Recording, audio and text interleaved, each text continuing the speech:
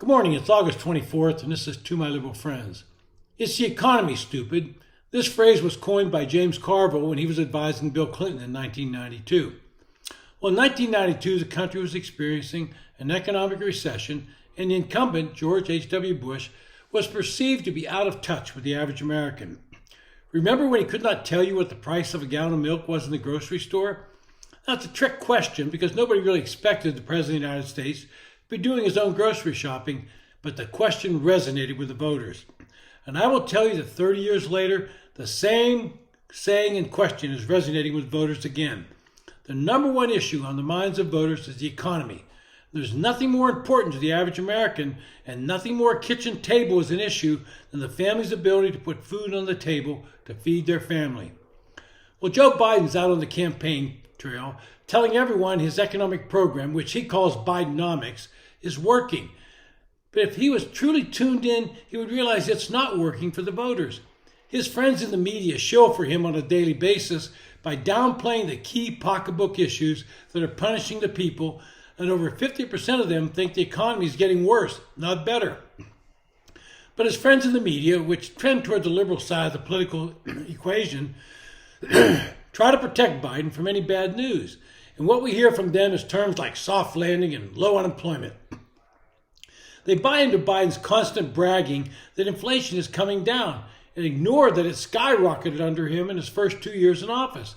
They ignore one of the major reasons inflation went up was because of massive spending bills Biden proposed and rammed through the Congress while he had a Democratic majority in both the House and Senate. But the danger signals are out there, and the public sees them because they're on the front lines of buying the things they need on a daily basis. Due to high inflation, the typical household in the country spent a little over $200 a month for the same goods and services that they did a year before. And they spend over $700 a month more for those goods and services than they did when Joe Biden took office. That's a lot of money. Now, how do you feel a family feels about trying to buy a new home today? When Biden came into office, mortgage rates hovered around 3%, and today they're near 7%. So what does that mean in real terms? It means that your mortgage is about to double from what it would have been in 2020. That means the family has to come up with a lot more of a down payment and a lot more income to qualify to buy that home. And I don't think that's dawned on Joe Biden yet.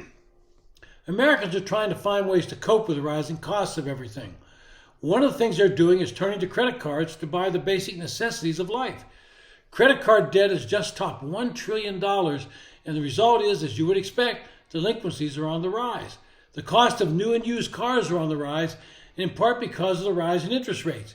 Similarly, repossession of cars and trucks are on the rise. So what's Joe Biden's solution to the problem of getting a vehicle that you need to commute for work and transport your family? He says buy an electric car. He supports the environmentalists who want to ban fossil fuel vehicles. Of course, they ignore some basic facts. The electricity needed to charge those electric cars come from fossil fuel plants. Renewable energy is a noble idea and something we should continue to pursue and develop. But to suggest that we have sufficient supply of that energy today is either naive or just plain telling a lie. They also ignore the fact that even with government tax subsidies, the cost of electric vehicles is significantly higher than a gas-powered vehicle. And if you trust the published ranges of these vehicles, you're in for a surprise. These are lithium batteries, and they start to lose power as soon as they're deployed, so that range goes down the more you use them. And the cost to charge them out on the road is about $22 to go 250 miles. I drive a gas-powered car, and I can go that same distance for about $36, but I don't have to stop every 30 minutes. I have a stop for 30 minutes every 250 miles. Bidenomics may sound like a catchy campaign gimmick, but the reality is the American public wants to see something more than just some catchy phrase. The so-called Inflation Reduction Act that Biden trumpeted when it was passed in 2022 has done nothing to reduce inflation. That task has been given to the Federal Reserve, which keeps raising interest rates to reduce the number. But one thing the Inflation Reduction Act will do is raise the national debt as the bill spends money on projects that fit the environmental scheme of the Biden administration. But don't let the name fool you.